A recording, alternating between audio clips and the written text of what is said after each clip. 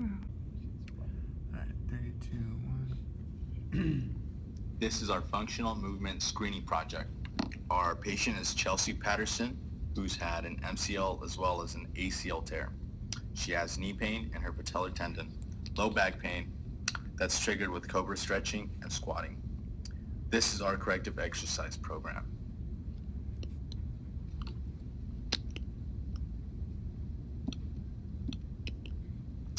Our main objectives for week 1 and 2 was to reestablish her range of motion. She had dorsiflexion restriction in her deep squat test, and we implemented worm walks and unsupported mini squats to reduce that. We foam rolled her hamstring and erector spinae to reduce the posterior pelvic tilt that was being demonstrated in her deep squat. We strengthened her core as well as increased her proprioception. For week 1 and 2, we had her warm up with the ellipticals, the first week being her regular warm-ups, the second week having her cycle backwards for variation in her exercise. We have the push-up shoulder touch with a wide stance being a regressed form, and week 2 having a push-up shoulder with a narrow stance progressing the exercise. Our next exercise is a side plank, that of which she was able to do easily. We had her isometrically contracted for 15 seconds for 3 sets. And for week 2, we had an elevated side plank, holding it for another 15 seconds. In addition to week 1 and 2, we also implemented our own exercise called inline lunge rotary stability. The first week we had her eyes open, that of which she laid in an inline lunge position with her hands straight out, focusing on her proprioception. And the next week we had her close her eyes, which she obviously had trouble with, decreased. Ready? The main objectives of week 3 and 4 were to increase Chelsea's frontal plane control of her pelvis and her femur using glute med activation. Also to decrease her TFL dominance and train her hip extensors to move in the sagittal plane. We were focusing on training the balance and proprioceptive systems, specifically to a single-legged stance, and then just overall glute activation. For the first 2 workouts for 3 and 4, we did the death march through the sagittal plane with a less resistant band. We had her do 10 steps with her right and then 10 steps with her left when she got to the middle of the room. For progression for that exercise, we used a more resistant band, and we had her do the same amount of reps. For the second exercise, we did a death march from the frontal plane,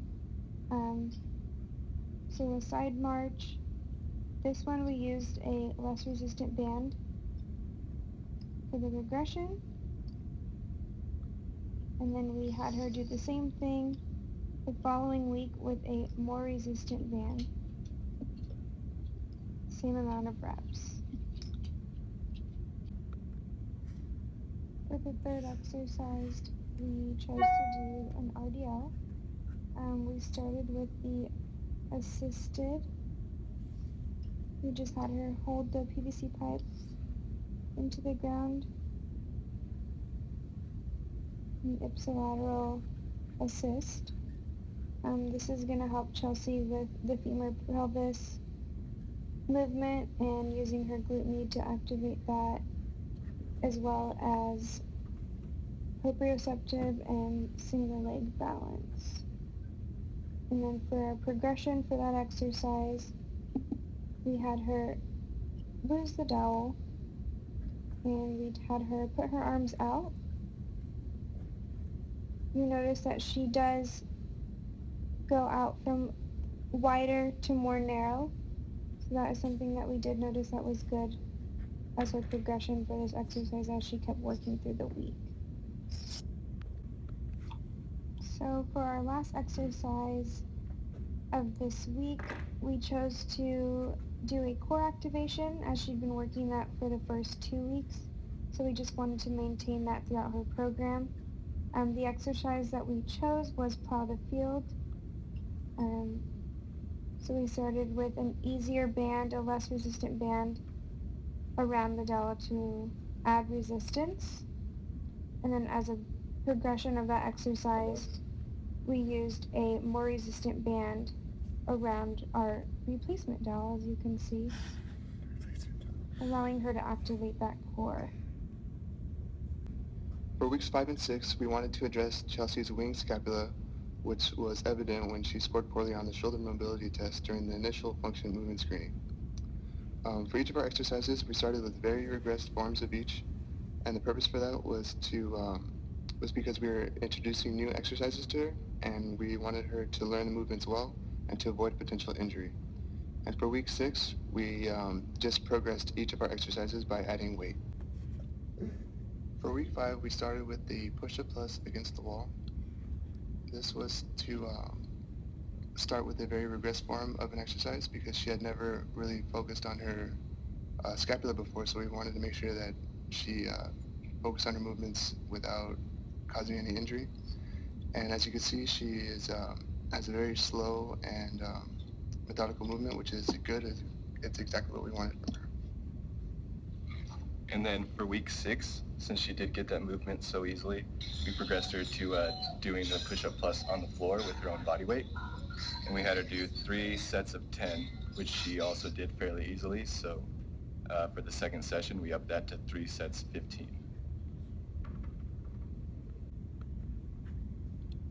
Our second exercise was the scapular depression pull down. We gave her a lightweight dowel so she could put it overhead and really focus on that scapular depression and contracting that scapula to get the optimal movement pattern possible. And then once she got that down, so for week 6, we moved her onto a machine so that we can more easily add weight to help further reduce that winging scap. And again, we cued her to keep the arms straight and really focusing on the scapular depression solely. For weeks 5 and 6, our last exercise was the straight arm pull down with no weight. In week 5, she had no weight on this exercise, once again focusing on contracting that scapula, and she didn't have much issues with this exercise, mainly because she works out regularly, so she's already used to this type of movement. So for week 6, we had her on a similar machine and just added weight. Had her do 3 sets, about 10, and she seemed to do these again fairly easily. So for the second session, we did up the reps to about 12.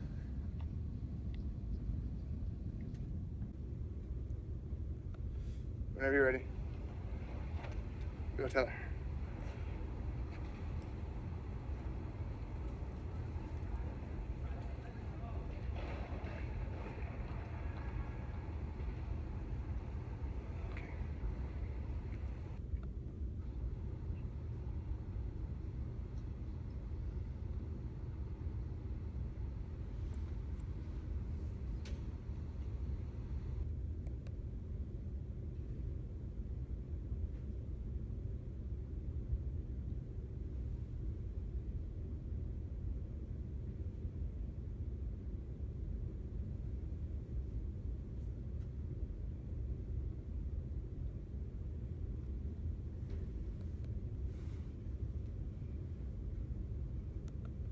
All right, go ahead.